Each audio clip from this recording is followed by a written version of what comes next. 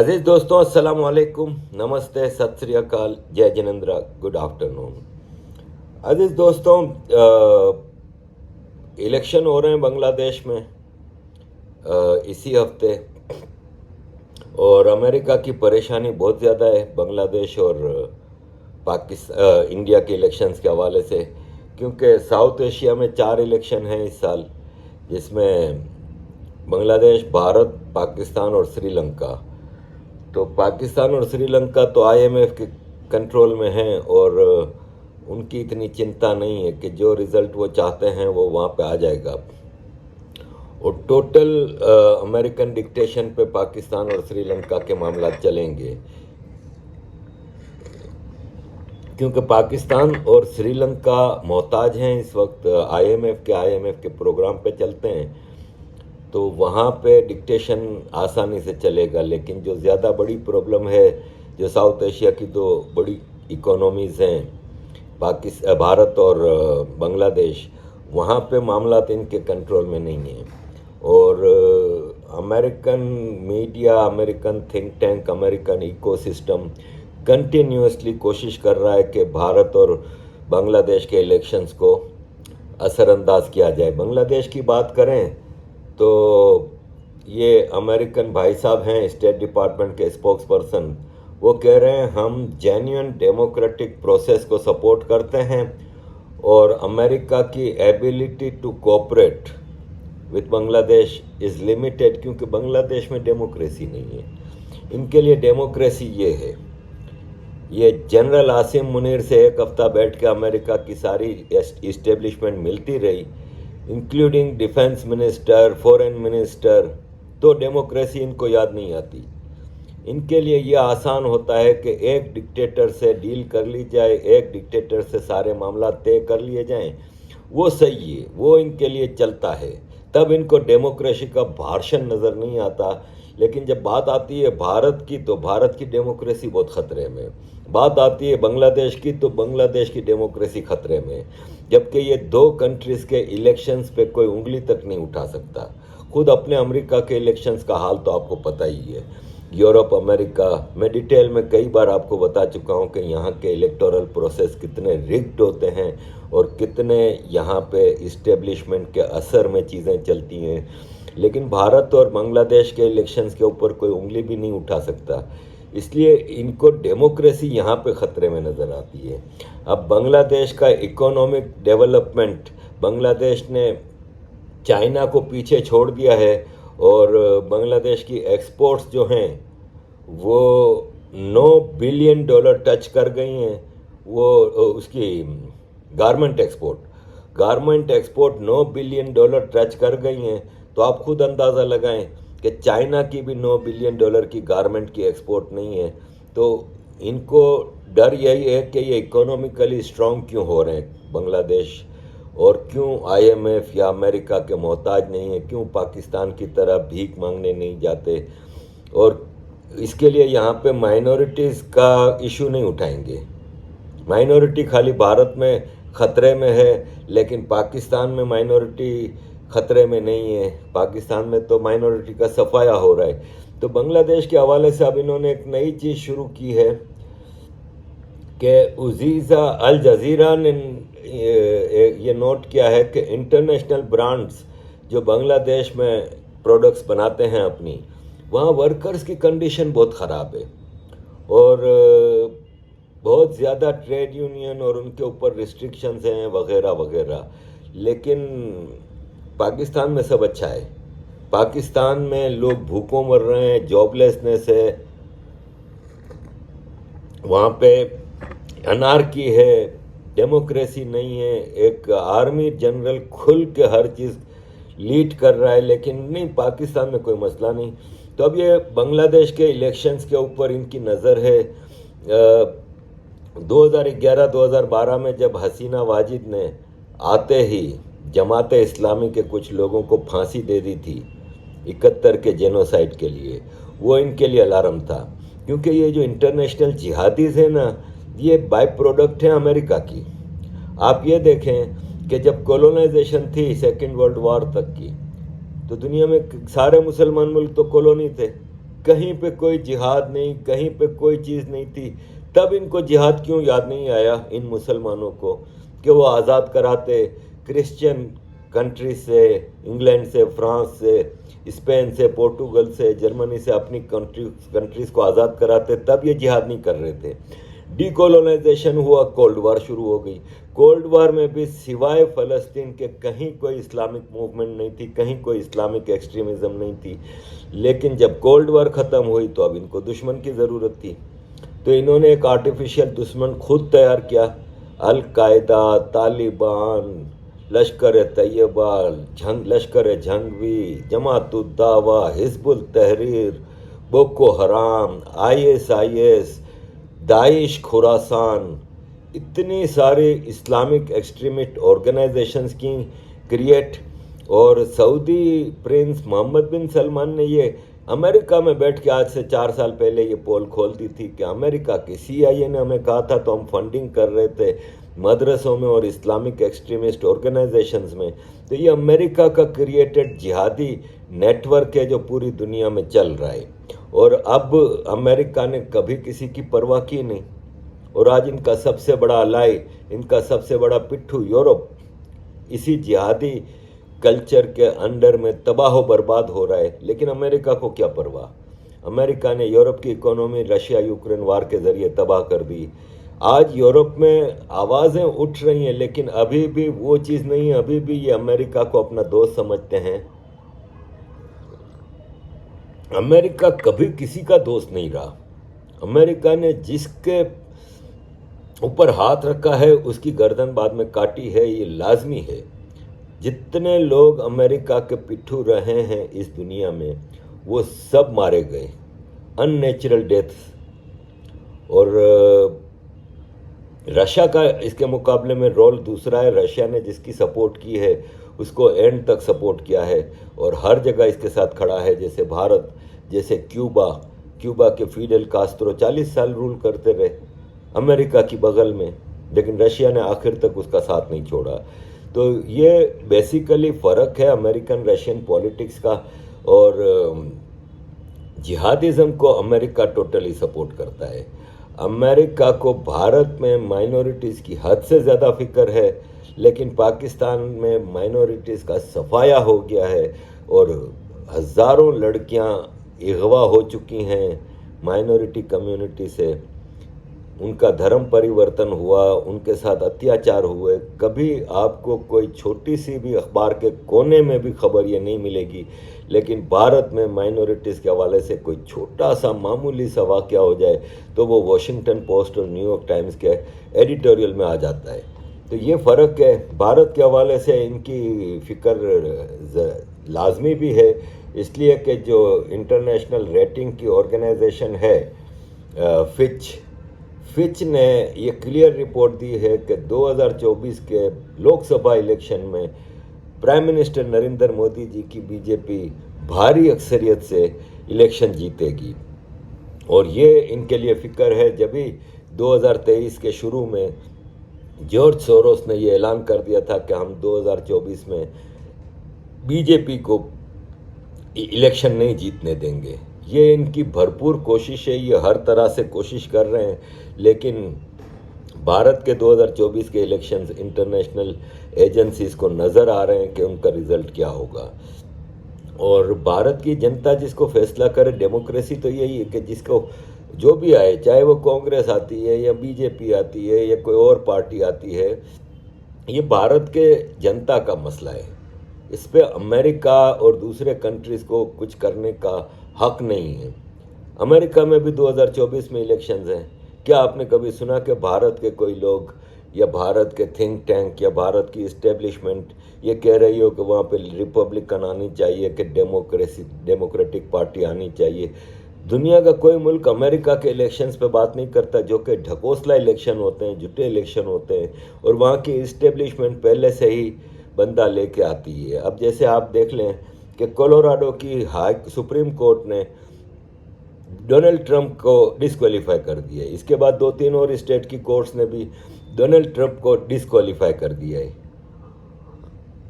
इसी अमेरिका में हमने एक से एक स्कैंडल देखे हैं। निक्सन ने वाटरगेट का स्कैंडल था, उसके ऊपर कोई केस बना?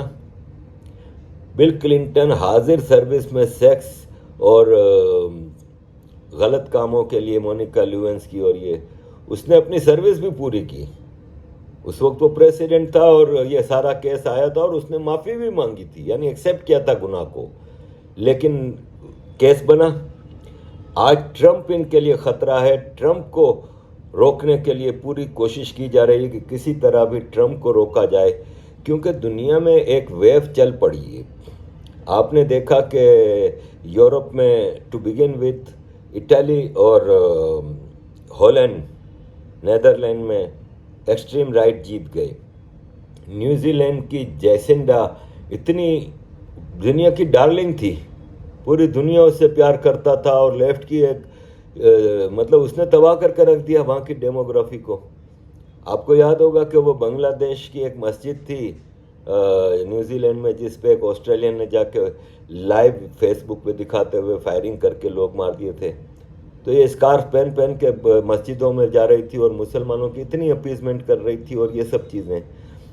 तो ये जैसिंडा की लेबर पार्टी जो है वो इस साल इलेक्शन, मतलब 2023 में अक्टूबर में इलेक्शन में हार गई थी बुरी तरह।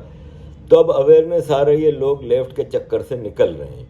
और ऐसे में आप देखें कि अर्जेंटीना का जो जीता है जेवियर मिलेई, इसने कहा है कि अगर नोट छापने से गरीबी कम होती हो तो फिर डिप्लोमा छापने से स्टूपिडिटी ख़त्म हो जाएगी, एजुकेशन बढ़ जाएगी। और ये रिवॉल्यूशनरी काम कर रहा है, क्योंकि अर्जेंटीना की भी इकोनॉमी पाकिस्तान की तरह तबाह बर्बाद है। और अमेरिका की कोशिश थी कि आईएमएफ के ज़रिए अर्जेंटीना के इश्यूज़ को कंट्रोल किया जाए। तो अब ये आईएमएफ से निकालने के लिए इसने अर्जेंटीना में रिवॉल्यूशनरी स्टेप्स उठाए हैं। इसमें सबसे बड़ा जो हैरतनाक वाक़या अभी जो परसों आया है अर्जेंटीना के हवाले से, कि आपको याद होगा कि 2023 में ब्रिक्स का जो आखिरी सेशन हुआ था, जिसमें prime minister Narendra Modi ji, south African president, Brazil के लूला, और रशिया और चाइना के प्रेसिडेंट्स, ये जो समिट कॉन्फ्रेंस हुई थी उसमें कुछ नए मेंबर्स डाले गए थे, जिसमें ईरान था और सऊदी अरब था, अल्जीरिया था, सऊदी अरब, ईरान, इमारात, इथियोपिया, इजिप्ट और अर्जेंटीना। तो जेवियर ने कह दिया कि भाई मैं अर्जेंटीना की मेंबरशिप कैंसिल करता हूं, हमने गलती की थी हमारी पिछली सरकार ने, और हमें ब्रिक्स की मेंबरशिप नहीं चाहिए।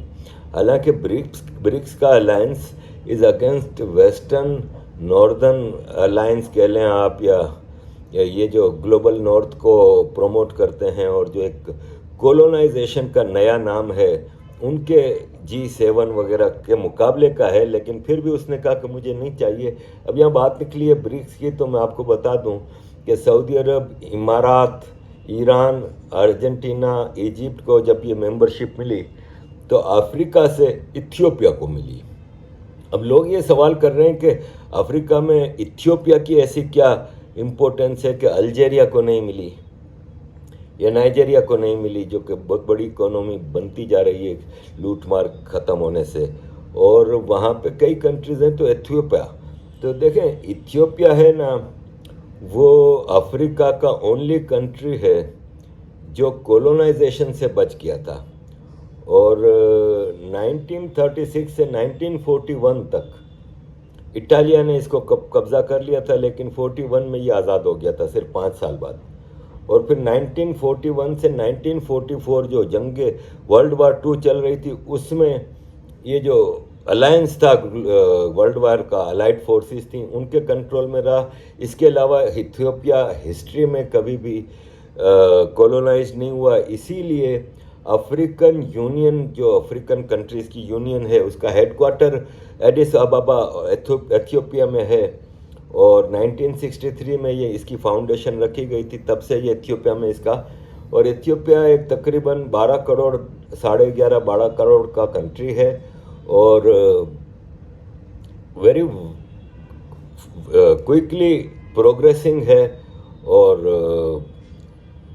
एक अच्छा इनका रिकॉर्ड रहा है। एथियोपिया से भी इन्होंने एरिट्रिया नामी एक अलग मुल्क बनाया था। इनके एजेंडे बड़े मुख्तलिफ हैं। बलूचिस्तान में, कुर्दिस्तान में इतनी आज़ादी की लंबी तहरीक चल रही है, लेकिन वो उनके एजेंडे पे पूरा नहीं उतर रहा। उनके एजेंडे पे पाकिस्तान पूरा उतर रहा है, तो पाकिस्तान, इसलिए बलूचिस्तान की आज़ादी नहीं होती। लेकिन ये Eritrea, south Sudan, east Timor, इस टाइप के कंट्रीज़ जिनकी कभी कोई मूवमेंट नहीं रही आज़ादी की, लेकिन वो आज़ादी हासिल कर लेते हैं।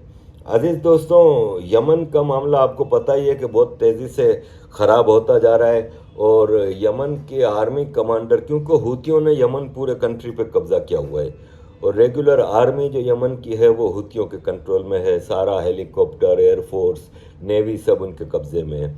तो कल यमन के मिलिट्री हेड ने ये ऐलान किया है कि अमेरिका ने इनके कई लोग मार दिए हैं हमला करके यमन के फ़ौज के, इसलिए अब बदला हमारे ऊपर फ़र्ज़ है और हम बदला लेंगे।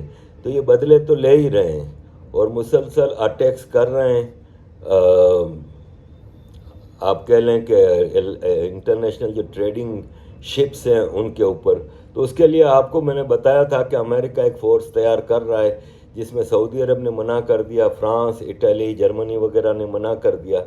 तो अब इंग्लैंड ने अपनी फ़ौज भेजने के लिए तैयार हो गया है, और रेड सी में इंग्लैंड अपनी फ़ौज भेजने को तैयार है कि हम अमेरिका के साथ मिलके इन यमन के लोगों के साथ मुकाबला करेंगे और टारगेट को अचीव करेंगे। तो ये एक बहुत बड़ी जंग की तरफ हम जा रहे हैं।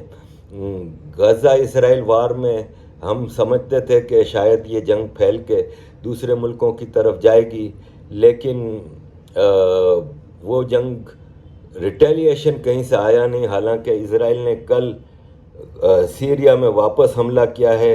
अलिप्पो, हलब कहते हैं उर्दू में जिसको, अलिप्पो शहर में, जो कि दुनिया का ओल्डेस्ट सिटीज़ में से एक है, वहाँ पे ईरानियन पोजीशन बहुत मजबूत है। वहाँ पे ईरान की बाकायदा मिलिट्री वहाँ पे स्टेशनड है।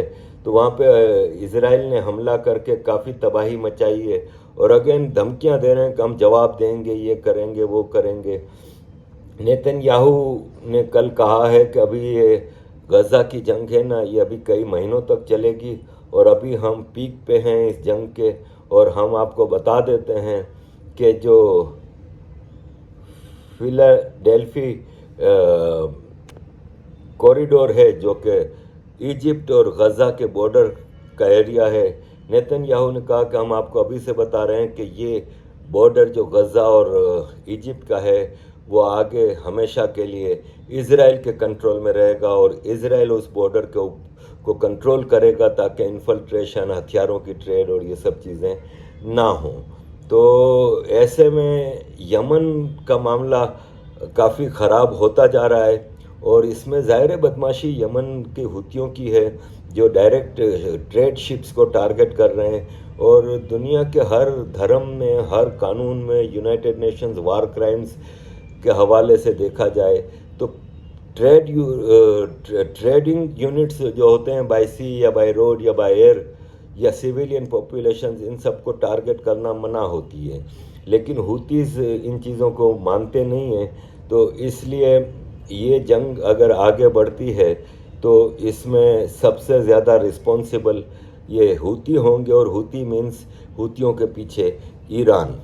तो अज़ीज़ दोस्तों, लेट्स सी कि ये जंग कहाँ तक रुकती है। आखिरी में आपके साथ एक ख़बर शेयर करनी है कि चाइना ने 2312 मस्जिदों का स्ट्रक्चर चेंज कर दिया है, क्योंकि वो जो मस्जिदों का स्ट्रक्चर है वो अरब स्ट्रक्चर है। एक गुंबद होती है, 4 मीनार होते हैं। और मैंने आपको 2-3 हफ्ते पहले एक वीडियो में डिटेल में वो पिक्चर्स दिखाई थी कि अब वो गुंबद की जगह वो कॉर्नर वाला जो चाइना का वो होता है स्ट्रक्चर, वो कर दिया है, मीनार हटा दिए हैं और वो पूरा मस्जिद का स्ट्रक्चर चेंज कर रहे हैं। तो 2312 मस्जिदों के स्ट्रक्चर 2018 से अब तक चेंज कर चुके हैं, और दुनिया इस पे भी खामोश है। वहाँ तब कोई मसला नहीं होता। और सबसे ज़्यादा दुनिया को छोड़ें आप, 56 इस्लामिक मुल्क को बाबरी मस्जिद की बहुत फिक्र है, उन 2312 मस्जिदों का क्या कसूर है। और बाबरी मस्जिद तो फिर एक मंदिर की जगह बनी थी, एक हराम जगह थी उनके लिए अकॉर्डिंग टू इस्लामिक फतवा। वो तो सब जायज़ जगहों पे मस्जिदें हैं। 2 मिलियन उगर को बंद करके रखा है, पूरा इस्लाम का नक्शा वहाँ पे चेंज कर रहा है, तो वहाँ पे कोई आवाज़ मुसलमान देश उठाता नहीं है, ना पाकिस्तान ना कोई और। तो अजीज़ दोस्तों, ये सारी सिचुएशन है आपके सामने रखी। थैंक यू वेरी मच अजीज़ दोस्तों for all your support. Kindly keep supporting.